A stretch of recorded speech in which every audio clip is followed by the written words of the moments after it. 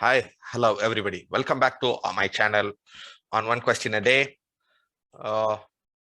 Answering first BDS tooth morphology and oral histology. The question that we are going to deal today is compensatory curves. A very important, repeatedly asked questions in university exams.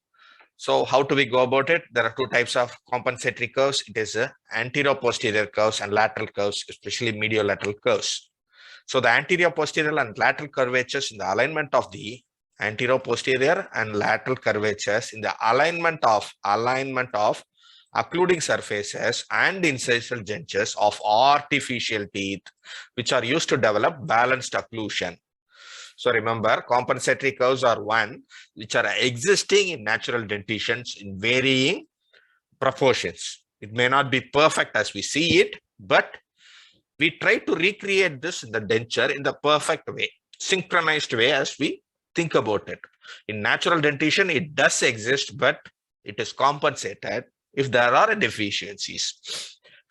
While creating a denture, we are determining. It is determined by the inclination of posterior teeth, the cuspal angle, and their vertical relationship to the occlusal plane that guides the compensatory curves. A steep condylar path requires steep compensatory curve and vice versa to produce a balanced occlusion. The aim of creating a anterior-posterior curves and the lateral curves is to achieve balanced occlusion. So this is the most important clinical signification. Otherwise, what will happen is there will be an angle called as Bennett shift happening, Bennett angle or Bennett shift, which will create a phenomenon, if not in optimal levels, will create a phenomenon called as Christiansen phenomenon or dislodging of the dentures when especially in the posterior region, when the protrusive movements are made. When you move the mandible forward and lateral, what will happen is the denture base will dislodge from the arch and come out of the arch. So to avoid this, we create this balanced occlusion. So what are these? The anterior-posterior curve is the major is the curve of P. It is an imaginary line beginning at the tip of canines and following the buccal aspect of all the posterior teeth. It's a posterior teeth and passing through the center of the condyle. Approximately the radius is about 8 inches. And the center point of this arc is somewhere in the glabella. This is curve of P, a very important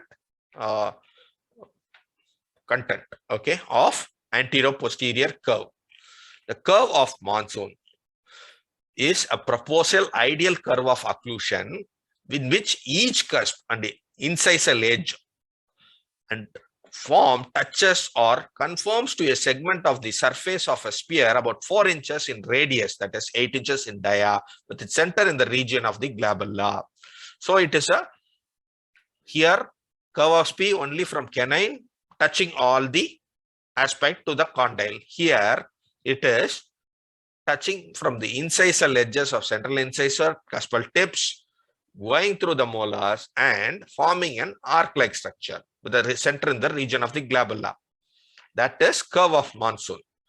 There is another curve as curve of anti-monsoon, where the part of this is convex upwards and it is usually helping to arrange premolars. Curve of anti-monsoon has its curve with the convexity facing upwards and it is used to arrange premolars, whereas monsoon is more or less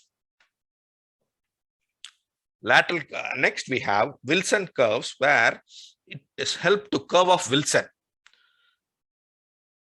which follows here, spelling mistake, Wilson follows the cusp tips as seen from the frontal view, especially in the molars it is convex, and it is helpful to avoid the torques generated by the medial pterygoid, right?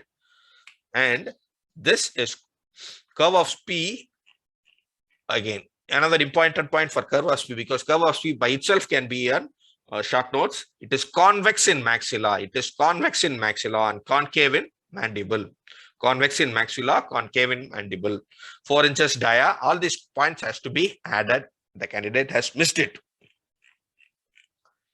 So curve of monsoon, curve of anti-monsoon, curve of Wilson molars, it is convex. from the frontal view, that is the most important view, it's a lateral curve, and it helps to avoid the torque generated by the medial pterygoid and adapt to the morphology of the molars, because the palatal molars are slightly buccally placed or lingually, and whereas the lower molars are lingually inclined. To compensate for the verbs, it is convex in, and this has to be recreated in denture. Otherwise, what will happen is the torque generated by the medial pterygoid will displace your denture. So that is the most important. Then we have some rare curves such as pleasure curve, which is a combination of monsoon and anti-monsoon, especially to recreate anatomic, non-anatomic teeth replace.